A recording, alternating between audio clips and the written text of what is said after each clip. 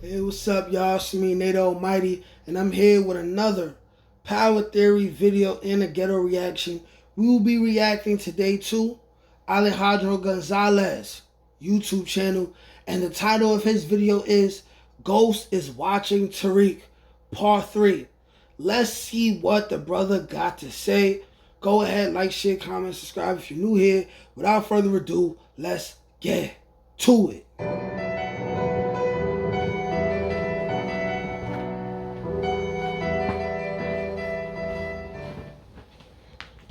James St. Patrick, many fans have started to give up on the possibility of his return, but with the new spin-off confirmed, and all of these new clues that I found, there is still a very big chance that we'll definitely see him again.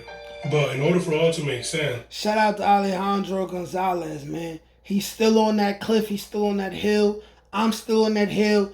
Ghost is still going to come back, man. As long as power exists and they doing things in present time, there is always an opportunity for Ghost to come back, man. Let's see what bro talking about. we have to go all the way back to the very beginning. Oh. Ghost learned the game from some of the best players out in Southside Jamaica, Queens. That's right. I'm sure that we're going to see him study guys like Unique and Breeze the second we're introduced to him. Now, if there's anything that we know about the Power Universe, is that nothing is ever as it seems when we first see it. We've seen it with Lobos, Kanan, Lauren, and now we've recently seen it with Unique. That's right. Everybody thought that Unique was dead when they saw him being thrown out in the middle of nowhere on that night, as they watched his lifeless body laying on the ground, just as we saw Ghost's lifeless body also laying on the ground. But much like Unique's situation, they never exactly showed us what happened afterwards, until later, and with everything I found out as I reviewed that night. Exactly. If they showed us what happened with Unique later, then of course they're going to show us what happened with Ghost later. From everybody's perspective, have some patience, niggas. Ghost is coming back. I have a pretty good idea of how exactly Ghost managed to get away on that night, and who exactly helped him get away. Oh, it's about to get critical. And why they did it in the first place, which is what I'll be discussing in this video. You have to understand that Ghost learned the game from some of the most dangerous and smartest people in Southside Jamaica, Queens. From the very beginning. Facts. Ever since he was a kid hustling in the streets of Southside Jamaica, Queens, the number one thing Ghost always wanted to do was to be the biggest drug dealer in New York City. He got rid of anybody standing in the way of his future and took over the game with some of the most dangerous men on his corner. Obviously down the line we saw him pursue other things that he was interested in. But when you really put things into perspective, Ghost seemed to always be onto something behind the scenes that the producers never really got to explore with his character. Omari Hardwick did confirm that he was always open to exploring more of Ghost's original plan for the series that the producers pretty much abandoned. If you remember correctly, Ghost had various moves up his sleeve, and we never really quite knew what his next move was going to be. While on the surface, it looks like Tariq has succeeded and where Ghost failed. Which is fucking crazy, by the way. This is because of plot armor. In all due reality, Tariq was supposed to be dead 10 years ago. It's only plot armor that got Tariq where he is, to where he's seemingly at a point where Ghost wanted to be, and he's ahead of Tommy? What? Based on all of the clues I found in Season 4, which I'll be exploring in this video, Ghost is clearly still pulling all of the strings behind the scenes, and I'm convinced that the very same people that Tariq has encountered and has worked with in this particular series have actually been working for someone else who has been lurking in the shadows this entire time. Let me explain. If you've been paying close attention to the show, then you have noticed that there has been someone following Tariq's every move, and we're seeing it from their perspective. The first time we see something like this is when Tariq is meeting with Monet and Pinky by the bridge. We can clearly tell that we're looking at this from someone else's perspective, from their I kind of thought that. This is a reach, which is why I never put a video out about it. But very, very, very possible. Point of view. And they're basically monitoring whatever it is that he's up to, who he's meeting with, and where he's going. We also see it in this scene. And we're also seeing this person follow anybody who could have been against Tariq. We saw it here in this scene with Carter and Noma, and we also saw it in Mecca's apartment. Someone else was in that apartment looking at Drew, and we were seeing it from their perspective, from their point of view. They were standing in another room. None of this is being done by accident. Someone has been watching Tariq and his enemies this entire time. Now, a big question that anybody would have is how exactly Ghost would have such easy access to all of these people. Who exactly could be helping him out with finding these people? Help us, help us. Of all characters that really stood out to me in season 4, one of these characters was actually Pinky. We don't really know too much about her character. We don't, except the fact that Pinky's a man.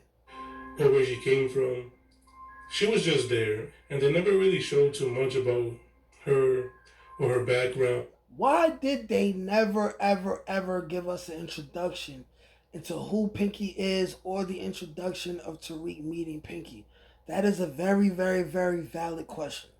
We still don't know who she really was. But pay attention to her name, Pinky. I believe that this was a clue and a major callback to Pink Sneakers. If you remember Pink Sneakers, she was a very smart hacker, and much like Pinky, she would literally find anybody that she needed to find whenever she wanted to get something done for someone at Kanan. Remember, Ghost learned a lot of things from Kanan. He basically copied a lot of his moves, and he would obviously use someone like Pink Sneakers to his advantage when it came to looking out for Tariq. Okay. Think about it. I believe that Ghost was actually interested in recruiting Pink Sneakers, but obviously from what we saw, Dre got to her before he did. I could see Ghost being interested in recruiting Pink Sneakers. Seeing how resourceful she is and how useful she is, I could definitely see that Ghost is smart enough to see that. Brother might be on to something, man. And obviously, he wanted someone, a female, that could blend in anywhere. And I believe that down the line, he crossed paths with Pinky. He had someone out there that he was using to have such easy access to whatever it is he wanted. You had to really question how exactly she crossed paths with Tariq in the first place. How? And she just happened to be in scenes where we saw someone obviously stalking Tariq, following them, and how easily she just happened to find anybody. This would be someone that could have actually been working for Ghost years ago, and that's a major clue that we need to pay attention to. Yo, we really do not know where Pinky comes from. We never seen it, and I do not know why. The producers, the writers, never shown us. All it was Power Book 2 Ghost is on. The situation arises where Tariq would need someone like Pinky. Pinky is there. Pinky is very resourceful, right? Pinky is into a lot of like spy kind of espionage type of things like that. Finding people, things like that. Yo, man, it's very, very telling. This right here could be a major clue, a major giveaway that the same people that have been working for Ghost years ago are now assisting Tariq. Where did Pinky actually come from? Where? She seems to have come out of nowhere. None of this is being done by accident. Where did Pinky come from? What Pink Sneakers was to Kanan is what Pinky was to Tariq for a reason.